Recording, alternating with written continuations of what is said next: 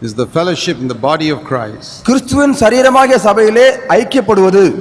The body of Christ is something that helps me to have a solid grip on the Christian life. சரீரமாகிய சபையிலே நான் ஒரு அங்கமாக இருந்து கட்டப்படுவது ஒரு இறுக்கமான 5 விரலை வைத்து பிடிக்கிற பிடியை போல இறுக்கமாக இருக்கும். You don't need 200 or 300 people. 200 300 பேரோடு ஐக்கியப்பட வேண்டும் என்ற அர்த்தமல்ல. 2-3 பேர் இருந்தாலே போதும். You remember that verse in Matthew 18:20?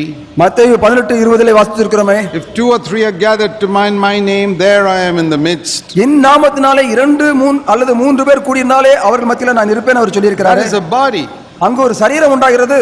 Have you ever thought of it like this? அதை எப்படியாக கற்பனை பண்ணி பார்த்திருக்கிறீர்களா? In that verse, what is the minimum number?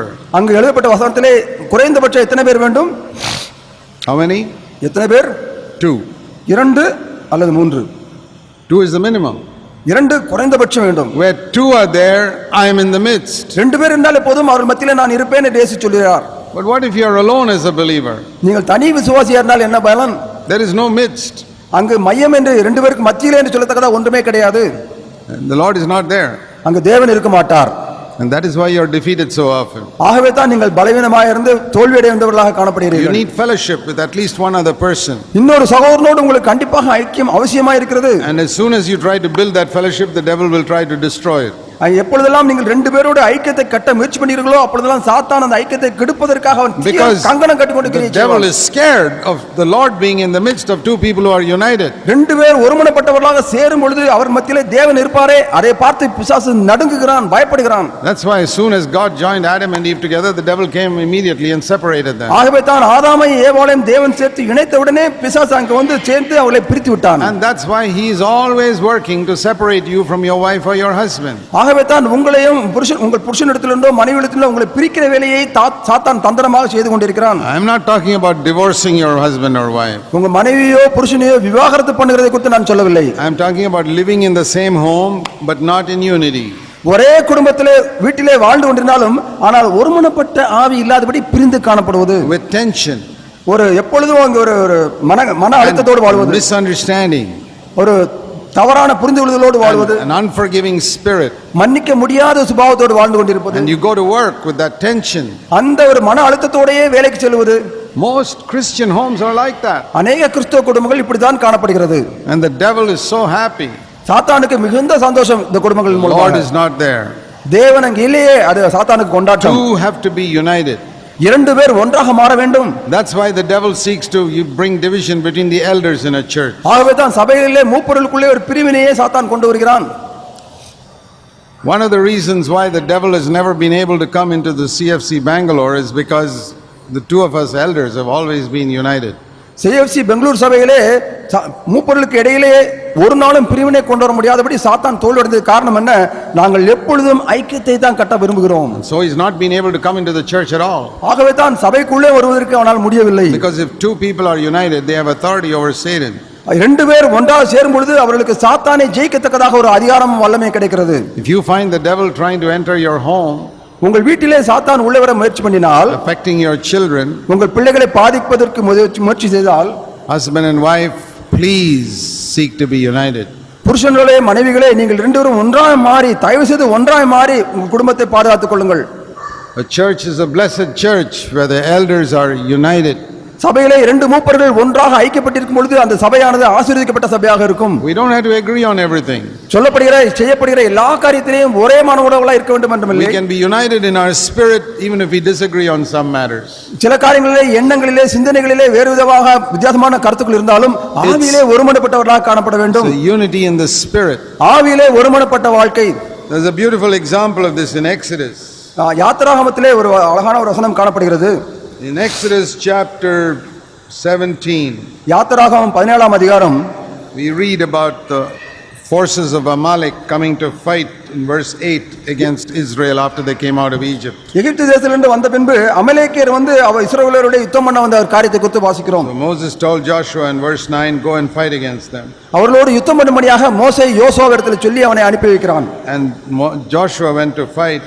யோசுவா யுத்தம் பண்ண செல்கிறான். And 3 people, verse 10, Moses, Aaron and Hur went to the top of the hill. மோசே ஆரோனும்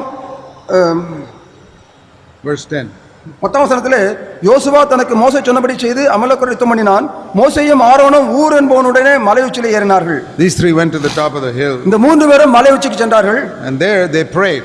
அங்க அவர்கள் ஜெபம் பண்ணினார்கள். Verse 11, Moses lifted up his hand and he prayed. மோசே தன் கைகளை உயர்த்தி அவன் ஜெபம் பண்ணுகிறான். And whenever he lifted up his hand, Joshua was winning. எப்பொழுதெல்லாம் மோசே கைகளை உயர்த்தினானோ அப்பொழுதெல்லாம் யோசுவா ஜெபித்துக் கொண்டிருந்தான். When he put his hand down, then Amalek was winning.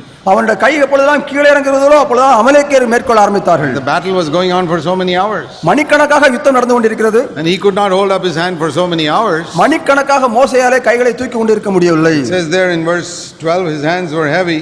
12ஆம் வசனத்தில் அவனுக்கு கை இளைத்து போய்விட்டது என்று வாசிக்கிறோம். So they took a stone and made him sit on it.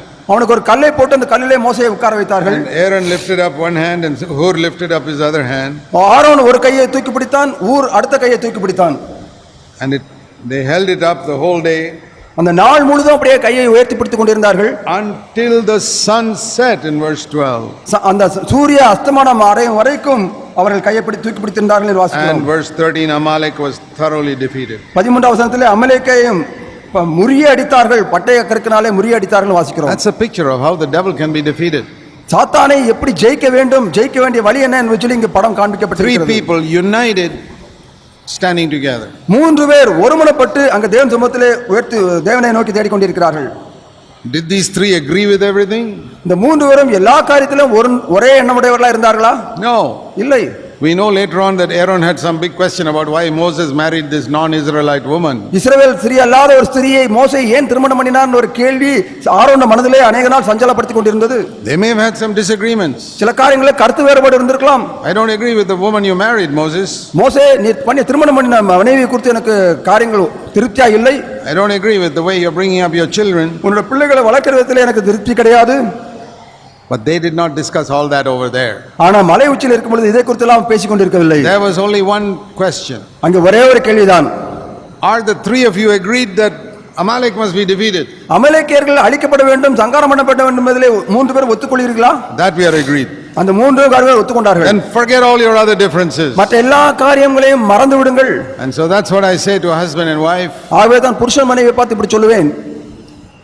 Are you agreed the devil must be defeated in your home? உங்கள் வீடுகளிலே சாத்தான் தோற்கடிக்கப்பட வேண்டும் என்பது உங்கள் விருப்பம்தானா என்று கேட்பேன். Yes, then forget about everything else. அப்படி என்றால் ஆம் என்று பதில் சொல்லுவேன் என்றால் மற்ற எல்லா காரியத்தை குறித்து கவலைப்பட வேண்டாம். And I say to you in the church, சபையிலே கூட அப்படிதான் சொல்கிறேன். Are you agreed the devil must have no place in this church? சபையிலே சாத்தானுக்கு ஒரு இடமும் கிடைக்க கூடாது என்பது உங்களுக்கு நோக்கமா இருக்கிறதா?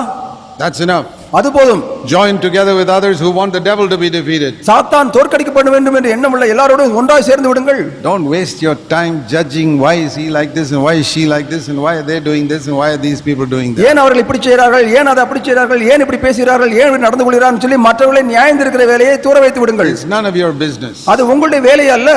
Leave it to the elders to take care of the problem. அதை கவனிக்கிற வேலையை மூப்பர்கள் பார்த்துக் கொள்ளட்டும். And if we are united like this, இப்படியாக நீங்கள் ஒருமனப்பட்டவர்களாக தேவனுக்குள்ளாக இணைக்கப்படும் பொழுது will have no power in our church. சாத்தானுக்கு நம்ம சபை மீது ஒரு நாளும் அதிகாரம் கிடையாது.